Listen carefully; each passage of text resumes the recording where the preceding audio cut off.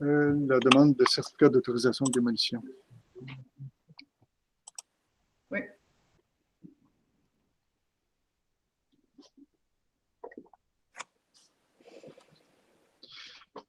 Alors oui, bienvenue à tous les membres. Et alors, on a vu ce projet en CCU préliminaire le 10 août dernier.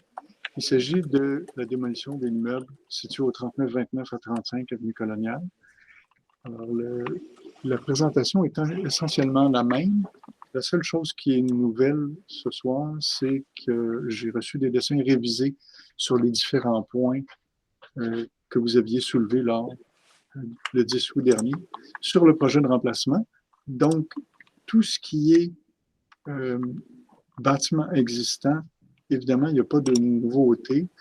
Je réserverai la nouveauté, donc les aspects révisés du projet de remplacement, à un prochain CCU en 2022, lorsqu'on reprendra. Alors, ce soir, il n'est question, à ce moment-là, j'aborderai seulement les motifs de la démolition de l'immeuble. Je vous présente rapidement les différentes photos et projets soumis par le bureau d'architecte. Alors, l'immeuble existant comptait 4 logements, on en propose 5 dans le projet de remplacement. Donc, ce soir, c'est bien autoriser la démolition de bâtiments résidentiels de 3 étages et hangar d'1 étage. On voit là, une photo d'avril 2005 où il y avait son parement de briques. Je rappelle rapidement que le bâtiment était un bâtiment de 2 étages avec toiture en pente d'environ 45 degrés. Dans les années 70, il a été modifié pour faire un bâtiment de 3 étages et de modifier la pente des toits, ce qui modifie beaucoup sa composition d'origine. La problématique majeure de ce bâtiment, évidemment, c'est aussi la neige et glace sur le domaine public, il va sans dire, sur l'avenue Coloniale. Il est vacant depuis 2018. On voit une photo aérienne des années 60 où on est à même de constater la toiture métallique avec des lucarnes.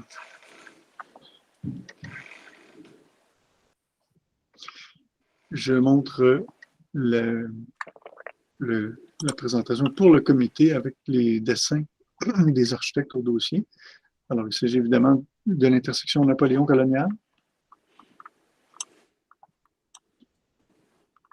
Quelques autres photos. Le parement de maçonnerie a été enlevé ces dernières années. Je pense qu'il y a déjà 1 an et demi à cause de sa dangerosité.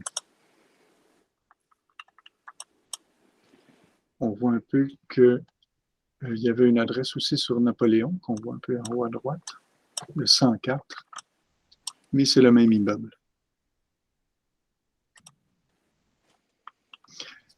Alors, bien sûr, on a une étude faite par la firme Calculatech là, qui arrivait avec des conclusions assez probantes concernant toute la charpente de l'immeuble.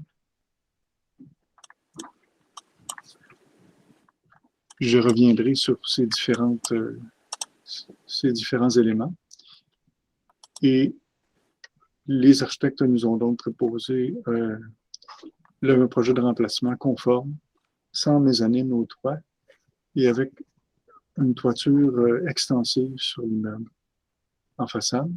Je vous montre un peu les croquis en exométrie qui ont mené à l'élaboration de l'immeuble qu'on nous propose, qui est exactement dans ces grandes lignes, dans le nombre de logements et autres. La même chose que le 10 août dernier, donc 5 logements.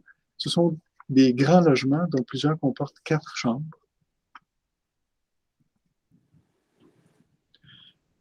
On a accès à partir de la cour et à certains logements à partir de 2 portes cochères situées et sur Colonial et sur Napoléon.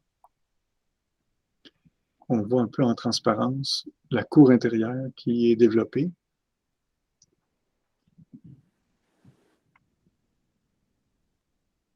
Différentes perspectives.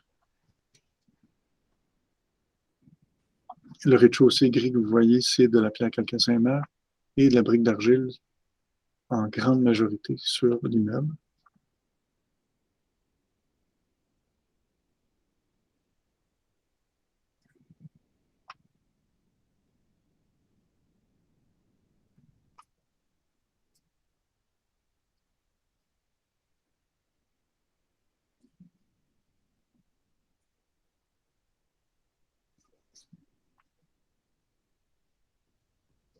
la cour intérieure qui est développée.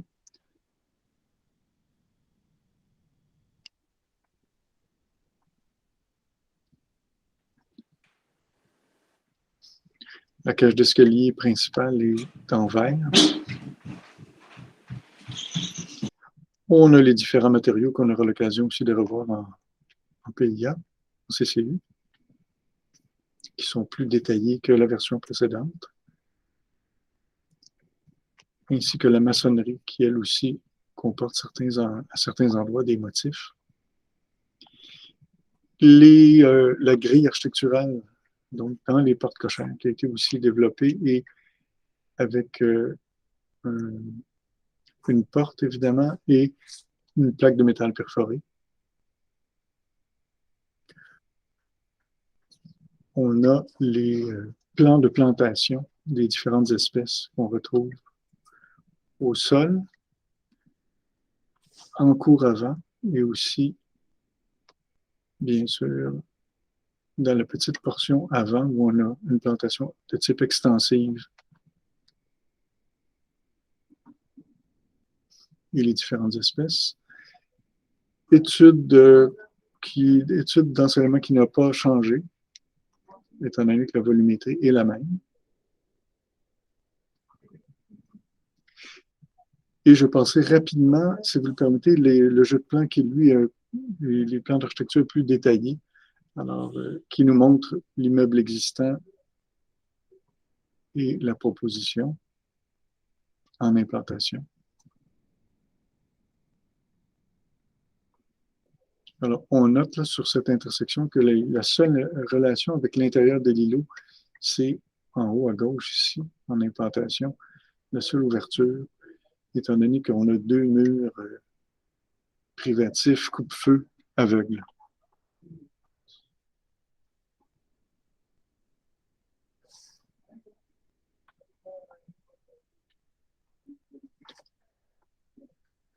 Et les élévations avec le contexte.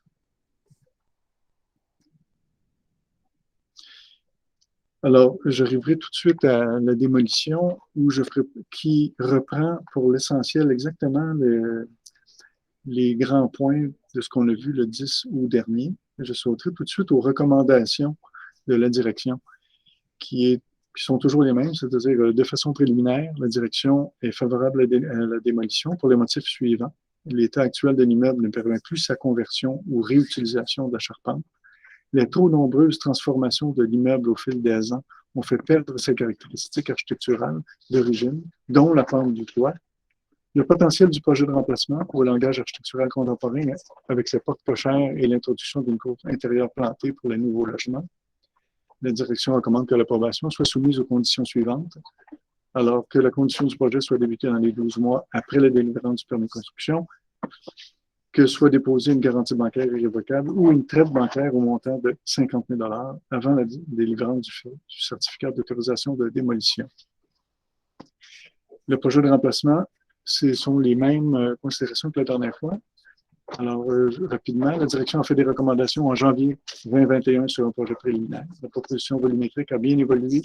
Elle vient affirmer sa présence à l'intersection coloniale et Napoléon et participe à la tête d'îlots existante. La légère rotation du rez-de-chaussée du volume de points apporte une dynamique intéressante. Cela permet d'éclairer les chambres en sous-sol. Sur Napoléon, au 3e étage, la transition entre le bâtiment à l'est et le nouveau bâtiment se fait par un recul de 2 mètres. L'articulation de la volumétrie vient augmenter son intérêt dans le paysage urbain. Le projet aménage 4 logements de 3 chambres et un de 4 chambres répartis sur 3 étages. Une cour plantée accessible par 2 portes cochères distribue les entrées et sorties des logements. Le logement numéro 2 aurait avantage d'avoir une entrée près de l'entrée principale, tout comme le logement numéro 1.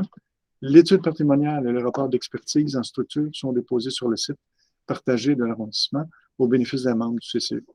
Le compte rendu de voisinage n'a pas décelé d'autres considérations que les nuisances associées au futur chantier.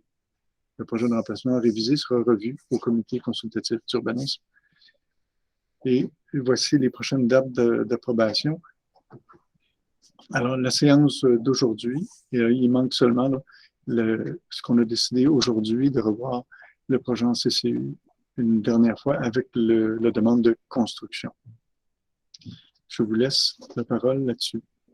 Merci, Monsieur Contant. Est-ce que vous pouvez nous remettre l'image du projet, s'il vous plaît? Simplement, vous mentionnez que là, c'est la période de questions et ensuite, on mettra fin On à délibère à l'enregistrement. 8 clos. Parfait, merci. Voilà.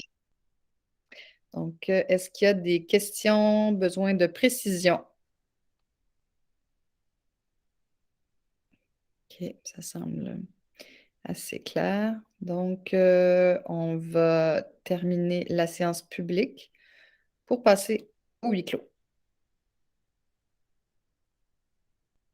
Arrête.